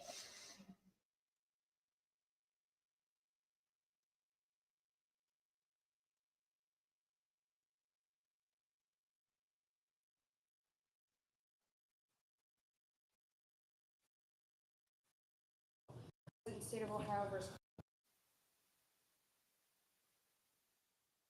Here we go. Grand entrance. Here he is. Thank you, Your Honor. We are present in State of Ohio versus Carl McDuffie on case number 25 CR 484. We are here today for purposes of sentencing, and the defendant is in court represented by counsel. We were last here on June 18th, where the defendant withdrew his previously entered plea of not guilty and pled guilty to count 1, burglary, a felony of the 2nd degree. The court referred the defendant for a pre-sentence report, victim impact statement, and psychological evaluation. Those reports have been completed, and the state is prepared to proceed with sentencing. All right, before we get to the sentencing, Mr. McDuffie has filed or sent several letters, the last of which was filed with the clerk of courts, in effect asking to withdraw his plea. Ms. Smith, are you aware of that? Your Honor, since coming into the courtroom, I did have opportunity to confirm that with Mr. Duffy. His motion to withdraw his plea is based on ineffective assistance of counsel. And did indicate that he still would like to be heard on that motion. Okay, Mr. McDuffie, you want to withdraw your plea, is that correct? Yes. What do you want to say about that in support of that motion? Well, I hear about this case to be dismissed due to the facts I, Carl McDuffie, was misled and was promised that I'll be doing probation time towards an F2 burglary. And not knowing about the case and the counsel, never read the discovery, always felt rushed and never understood, nor have any F1 through F5 upon me of any state. I'm asking for time to be served for 146 days of being credit. I have not taken my mental health medication, so I have not understood the plea deal of an F2, which is now I understand that is due to 2 to 8 years mandatory prison time.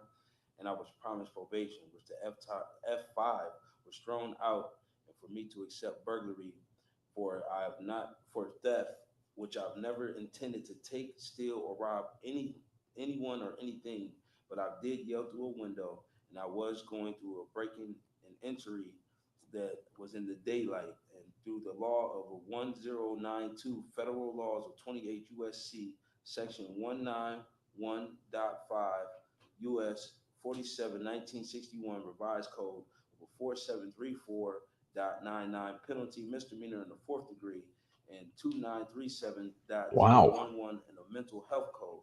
I am not a violent human, Your Honor. And You're not a what? I'm not a violent human. Violent? No, I'm not violent. No. And I never intended to do anything to harm anyone in this situation. I felt like the person that it was done to was more so of a parent to me than a victim. Who? Miss Sharp. When's the last time you saw? Well, all right, what else you want to say on the motion to withdraw? I just never got the discovery to understand. All I was told was there was a 6'1" black male walking down the street with a bag or something like that. I'm not 6'1", so that's all I wanted to say about that. Ms. Smith, anything you'd like to add? Your Honor, I'd only like to make the court aware that Mr. McDuffie and I did speak following his change of plea. It was the first time that he indicated a concern about not receiving his own copy of discovery. I, as counsel, was in receipt of discovery and did review the discovery in this case with him. Okay. Ms. Alessi, anything you'd like to say? Yes, Your Honor. I know this court is required to conduct a hearing in regards to the defendant's request. Looking at the case law, I think there's a 4-part test that this court should consider that was set out in, I believe it was a few cases, Garcia, Taylor, Peterson. The first part of the test is the court should consider where the accused was highly represented, is represented by highly competent counsel. Here at the change of plea, the defendant was represented by counsel. The second part of that is where he was afforded a full hearing pursuant to Criminal Rule 11. Before he entered that plea, there was a lengthy colloquy back and forth with the defendant prior to entering that plea, advising of his rights, the rights he was giving up, and the possible penalties associated with the offense. The defendant acknowledged he understood those rights. He signed a written plea of guilty, and the court accepted that plea at that time. The third part of that test is the court should give an impartial hearing on that motion and then consider that request. But there's also case law that it's well settled that a change of heart regarding a decision to enter a plea is insufficient to serve as a basis for withdrawing one's plea. There's several 11th district cases that cite to that. You know, it's unclear what discovery was reviewed with the defendant prior to entering that plea. But if his decision today just amounts to a change of heart regarding that decision for fear of the consequences here, the state would be opposed to that motion to withdraw his plea. Okay. Your Honor, if I may, Yeah. before deciding the motion, I would ask the court to inquire of the defendant whether his statement that he was promised probation in this matter, if he was indicating whether or not he was that promise was made by his attorney. I was just about to ask that question. Thank you. So I have some questions for Mr. McDuffie. You indicated one of the, as Ms. Smith just said, one of the primary issues is that you were promised probation. Is that correct? Correct. Okay. And Correct, Your Honor. who were you promised probation by? By my counsel here, Okay. Richard Smith.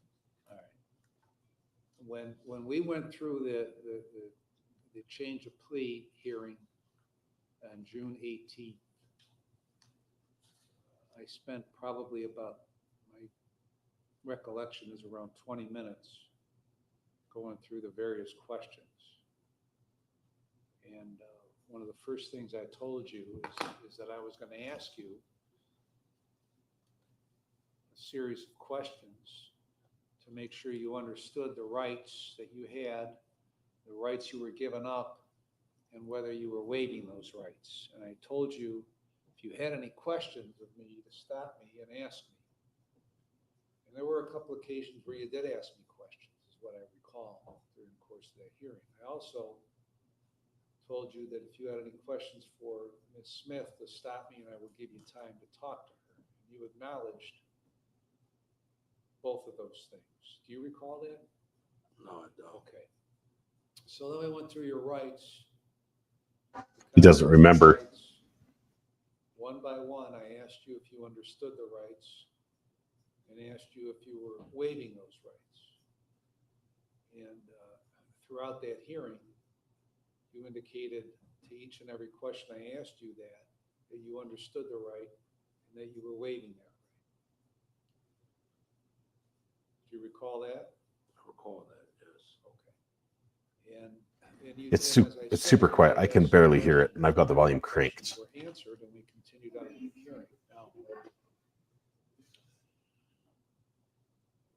when we got toward the end of that hearing, after we went through the penalties, The defendant is asking to withdraw his guilty plea potential maximum penalty, because the penalty's too big. He thought he was going to get probation, and he's getting jail time. if you violated probation. He's now blamed his lawyer for ineffective assistance of counsel and says that she promised him probation. And then I said what I said, but I wasn't really fully understanding what you were saying to me when it was said. That's all. I go through these hearings, these change of plea hearings, probably a dozen or more times a month. And when I ask the questions, I listen to the answers, and I look at the individual I'm talking to. And if I'm not satisfied that they don't understand, then I don't continue. If they give an answer that they do understand, but they don't want to waive the right, then I don't continue. If a recitation of the facts occurs, as happened in this case by Ms. Alessi, the next question I ask of counsel is whether they have anything to add to the facts. And then once that's resolved, then the next question I ask you, and what I asked you, is whether you agreed with those facts. And if you say no, then I don't continue, and we just go along with the trial date. If you say yes, and I'm satisfied that you agreed, and that you acknowledge that you did what was represented by the recitation of facts, then I accept the plea. Right. Now, Okay, I don't want to burst anyone's eardrums. One I of the can other I things can I stop do and reset up how I'm that doing this. I might be able to make it better. I asked you if anybody, But I'll have to use this mic instead. if you believe that because you're entering a plea, if that would cause me to automatically be lenient on you. Okay. One of the things I ask you next is whether anybody promised you what I would sentence you to in this case. And when I asked you that question, you said no. After that, because if you had said yes, then we would have had another discussion. Right. That's why I didn't understand. I didn't understand that. And then the next question I ask is, do you understand that at the time of sentencing, I do not have to accept the recommendation made by either the prosecutor or by your lawyer? And you said yes. And I don't have, and I asked you if you understood, I don't have to accept those recommendations. Understandable. And we went through the entire hearing and you acknowledged all your rights. You indicated a waiver of those rights. You understood the recitation of facts, agreed with the recitation of facts. And that the sentencing was completely up to me. It's not up to them. They can say whatever they want in support or in support of whatever they want, but I don't have to listen to anything they say. I listen to it. I don't, and I consider it, but I do what I think is the correct thing to do. Okay? And you acknowledged all that. Okay? And your main concern today seems to be that Ms. Smith promised you would be on probation and that you didn't receive and didn't discuss with her all the discovery. Now, Ms. Smith has been a lawyer for a period of time and she's been in this court over the past year multiple times and just finished a trial yesterday after a couple of days. And in my view, she's a very good, very competent, very thorough lawyer. And so when you say that she didn't share this information with you, that's contrary to everything I've seen with her. You're kind of intimating that for some reason she hid stuff from you in order to get you to plea. And that's not my experience with her. So I don't think that's a credible statement on your part. That's where I'm coming from. Okay. I understand. All right. So it seems to me the reason that you don't want to do this, the reason that you want me to allow you to withdraw your plea is because you don't like the potential consequence facing. I don't mind whatever it is, Mr. O'Donnell. If you whatever I feel like to be deserved, but I just know, and my truth is, I never intended anything to harm or anything to take. It was not my intention. So from here on out, like I agree to whatever it is she wants to come with as far as what she's told me. I agree with what she says. I'm not scared of whatever it is you want to give to me. I'm just what I'm scared of being out of my children's life. That's what I'm scared of, to be honest with you. Okay. All right. So based on everything we've discussed, I'm going to deny your motion and proceed with the sentencing. Ms. Smith? Thank you, Your Honor. On behalf of Mr. McDuffie, we are asking the court to consider a period of community control in this matter. Begin this offense, which Mr. McDuffie has pled guilty to, occurred in the year of 2023. Mr. McDuffie's statement that he did not intend to cause harm to anybody through his conduct today is As soon as this is over, I'm going to with fix it and change the what setup. has relayed to counsel throughout the pendency of this proceeding. And I hold a good faith belief that it is consistent with his conduct leading up till his arrest. Your Honor, Mr. McDuffie has admitted to conduct that amounts to the offense of burglary. He did, I don't want to misstate the time period, but shortly after the date of this alleged offense, Your Honor, Mr. McDuffie himself reached out to Wycliffe Police He indicated that he did what he indicated that he had broken into a home, that he did something that he shouldn't have, that he was remorseful for it, and he then left police a second phone call that day. Mr. McDuffie then went back to Wisconsin, which also has ties to his childhood, as well as the home that he has admitted to burglarizing. While in Wisconsin, Mr. McDuffie admitted himself into a mental health facility. Law enforcement at that time did call that mental health facility and confirm his location. They also spoke at length with his mother, who confirmed his mental health issues and his location as well. Mr. McDuffie came to be in the custody of the Lake County Jail because upon his return from Wisconsin, albeit several years later, he did turn himself in. He has submitted himself to prosecution on this matter from the very beginning. Mr. McDuffie has acknowledged with the court that he has mental health disturbances, as well as the fact that at the time of the alleged offense, he was using ecstasy on a daily basis. He was high. He did not understand what he was doing. And now that he does understand what he did, he is remorseful for his conduct. He has repeatedly indicated his remorse for the victim without the opportunity to offer it directly to the victim in this case. And as such, Your Honor, we would ask the court to impose a period of community control. All right, Mr. McDuffie, what do you want to tell me before I impose sentence?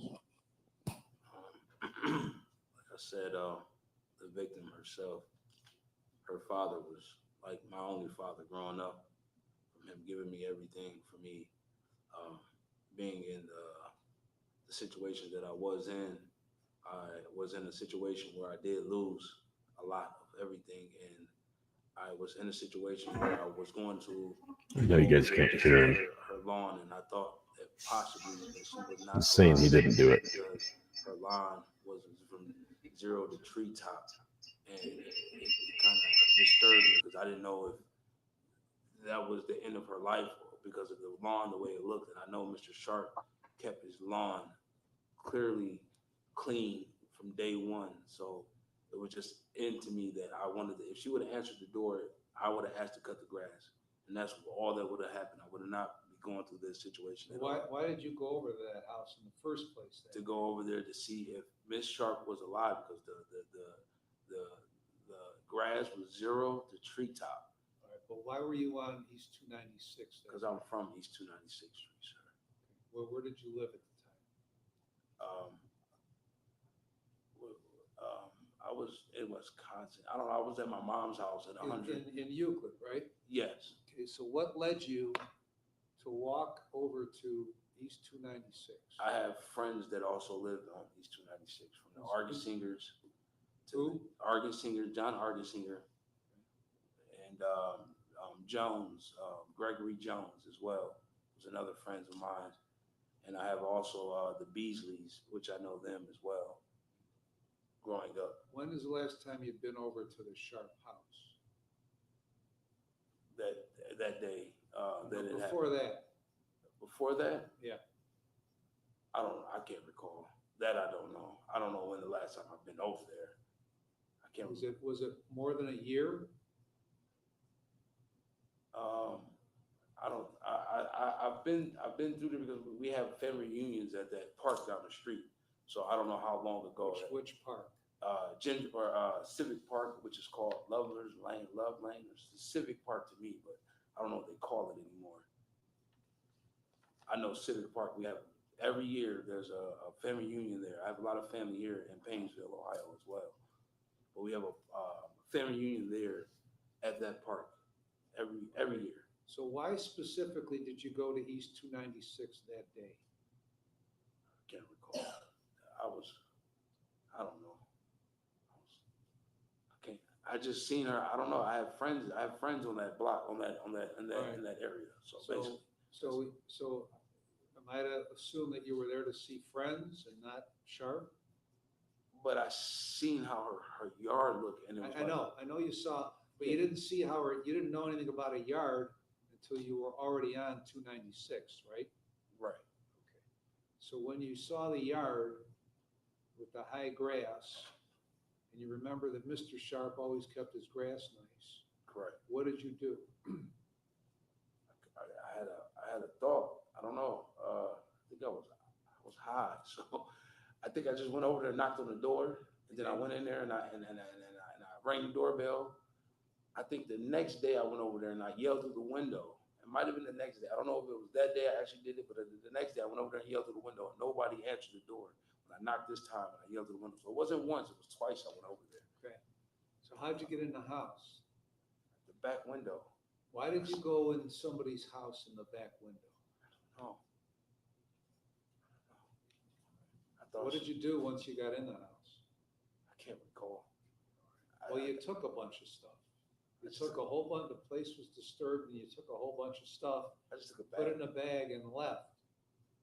I just took a bag. I just thought it was like a baseball, football, baseballs. But I don't know what was in there. I don't know. Why did you think there were football and baseball cards? I don't know why I had that thought. I honestly don't know what that was about, because when I had Were you high that day too? Yes. And when I got a notification that the police were looking for me, I threw the bag in the trash at a flower The shop. same day? Yes, at a flower shop. Why did you throw it in the trash? Because I never wanted to intend to take nothing. That wasn't my intention. What was in the bag? I honestly can't remember. I honestly don't remember. All I remember is like some change. That's all I remember was some change. Well, there was like $300 and some worth of change that was missing. I don't know. That was how much it was. Well, I'm telling you what it was. That was not my intention. Well, Take nothing from her. but you did. I mean, the bag was in the house, right? Right. And you put stuff in the bag, or you at least took the bag. You intended to take the bag, right? Sarah's No, defense is you not gonna didn't. work Then too. why did you take it? I can't recall why. I don't know where my mental was at the time. Well, you were higher than a kite, right? Pretty much, sir. Yes, Your Honor. So there was a wedding ring that was taken, No, an engagement ring, no. a wireless speaker, I didn't have none of that. a wallet, No, a money jar with $350 in it, I don't remember that. some other things. Ring, no, I don't remember none of that. I promise you that. I'm not gonna lie about it. If I had something to do with that, I would tell you. Well, I'm telling you. Ms. Sharp is indicating there was, the best she could figure was at $4,158 value of items were taken. No, I Well, never. yeah, that's what she's saying. Well, I never seen that. I didn't see that. Well, you just told me you didn't know it was in the bag, you just threw it in the trash. Yeah, so if that's what she indicated, then that's not what my intention was. Never to take $1 from her at all. I didn't know that. What was, you keep talking about your intention. What was your intention when you went Cut in her the back grass. window? If she would have answered the door, it would have been all about cutting her grass. That's Right, all it would have been. What was your intention? Because the window was only open about this much with a screen on it. You removed the screen, put it on the ground, opened up the window and got in the window. What was your intention going in there? I think it was just to make sure she was okay. I don't know if somebody was in there. If that were the case, why didn't you, when she didn't answer the door, and didn't respond to your yelling, why didn't you call the police and say, you got to check on her because I think something may be wrong? 2 years ago, I don't know, sir. You were higher than a kite, right? Pretty much, yes. That's the problem. Problem is that you've been using the ecstasy every day. We're high, went to a house where you didn't belong, and then opened up a window when you couldn't get in the door and stole a bunch of stuff. That's the problem. And it's very dangerous when people break into other people's houses. Bad things happen. I thought she was unoccupied. I just didn't think they wanted Well, there.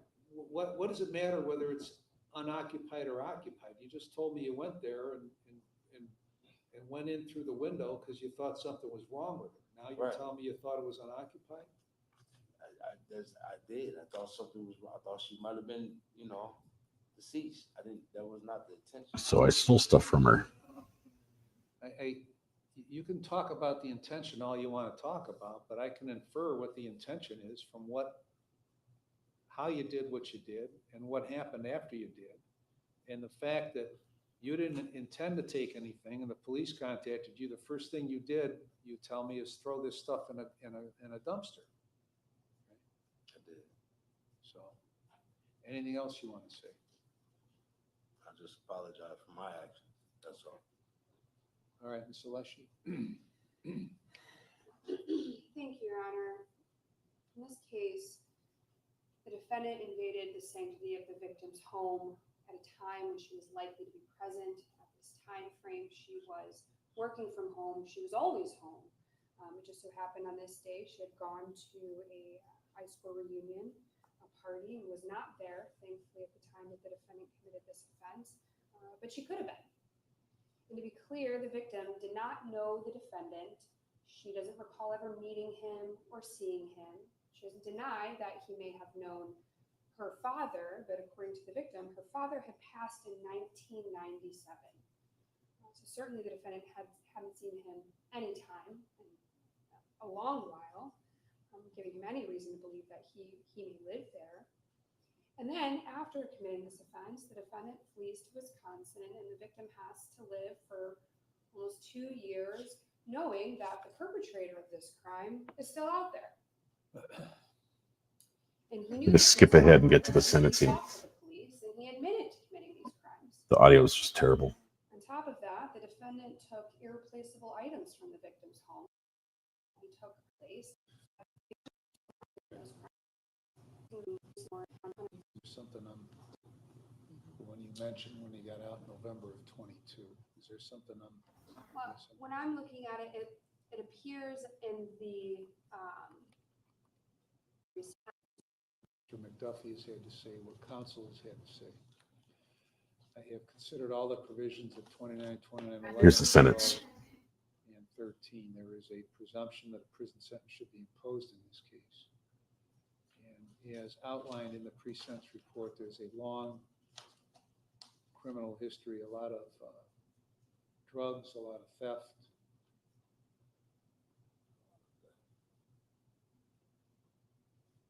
A lot of bail jumping for some reason. There are She's like, no. prison sentences that have been previously imposed in Wisconsin. You got out November 29th of 2022. This occurs in 2023 in July. The story that you give about why you went there and what you were doing there is not believable. Okay. It's clear to me that you went there when nobody was home, decided to go to break in through the window. You had to remove the screen. That window was slightly open for air circulation purposes. You opened the window, you went inside, took a bag, filled the bag, because witnesses see you walking down the street with obviously heavy objects in the bag. There was some $4,158 worth of merchandise taken from there. The place was obviously disturbed by you looking for things and taking things. And you don't have the right under any circumstance to break into somebody's home. So, Can I say something? yeah, go ahead. As far as those bail jumpers, I don't have any bail jumpers. I was incarcerated with the bail jumpers. That's one. Two, I had one prison sentence because I got hit 6 times with a taser and I sued the county for 39 grams of marijuana, which I went to prison for. It was nothing violent. I don't have no thefts, and I've never stole nothing on besides what I just did as far as that breaking and entering, taking that little bag or whatever it was. That's it. As far as anything else that they have in Wisconsin, because of that, I sued them for $250,000 is why all that other stuff is under my name, because I got hit 6 times with the taser. Well, you do have thefts on your record. You do have bail jumpings on your record. But in addition, you have those bail jumpers is when In addition, you have an assault on your record, okay? So you seem to be, to me, to be a dangerous person. And you're taking ecstasy every day and then breaking into somebody's house. Luckily, Ms. Sharp wasn't at the house, or who knows what we'd be talking about right now. I wouldn't have done it. Well, I don't know that, okay? Your record doesn't discount that possibility. I've never assaulted anyone. And the most Right. bail jumpings, I was incarcerated with those bail jumpings. When I was locked in Green Bay and what was that, Appleton, I was incarcerated. I didn't get taken to court. That's what the bail jumpings come from. That's what those bail jumpings were. I was incarcerated. I've never not missed court. I've only missed court because I was incarcerated. That's the only thing. And in addition to all that, you've been a constant problem in the jail. Well, you've been housed over here the last 180. I haven't been. That's the thing. So in consideration of all the applicable information and statutes, I'm going to find that you have not overcome that presumption for prison. I'm going to sentence you to a definite minimum term of 4 years up to an indefinite maximum of 6 years in prison with credit for 118 days. Whether you serve any time beyond that definite minimum is based upon the criteria of the Department of Corrections. And if they decide that you have to serve more than that 4 years, then you have the right to challenge that. You're going to pay the costs. You're going to pay restitution to Deborah Sharp in the amount of $4,158. When you are released, as part of this sentence, you'll be placed on post-release control for at least 18 months, up to 3 years, under the direction of the parole authority. They will place conditions on you. If you violate the conditions, the parole authority could return you to prison for up to 9 months for each of your violations, up to 1/2 of my sentence. If your violation of post-release control is a new felony, then you could get an additional consecutive prison sentence for the violation, the maximum of which is the greater of 12 months or the time you have left under post-release control. The remaining charge is dismissed. Anything else, Ms. Alessi? No, Your Honor, thank you. Ms. Smith? Nothing at this time, Your Honor. He's like, so what do I have? 4 years? Yeah, you got 4 years. Not on behalf of Mr. McDuffie. All right. Here's what I'm going to do. I'm going to try to fix my audio. I do apologize. It's being a little finicky. Kelly H, just for gifting a membership. Thank you. I'm also going to go downstairs and get a burrito before all breakfast is gone. So I'm going to stop right here. I've got a different setup using Apple TV right now. I'm not using Apple TV. I'm using the computer. I'm going to try to use a little Magewell Apple TV. We put that as my camera, bring in my camera as commentary through my phone. It's all going to work. It's going to be beautiful. But it's going to take some time. So tonight, when you go home, please hug the people you love, smile at someone, make their day just a little bit better. Please stay safe to go live again after breakfast. We'll see you guys. Bye.